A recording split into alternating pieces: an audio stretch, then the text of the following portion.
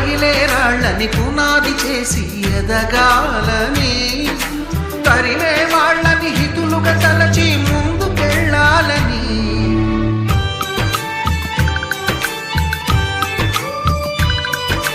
కన్నుల నీటిని కలల సాగుకై వాడుకోవాలని, కాచే నిప్పుని ప్రమిదగా మలచి కాంతి పంచాలని, గుండెతో ధైర్యం చెప్పెను, చూపుతో మార్గం చెప్పెను, అడుగుతో గమ్యం చెప్పెను. నేనున్నానని నీకేం కాదని, నిన్నటి రాతని మార్చేస్తానని.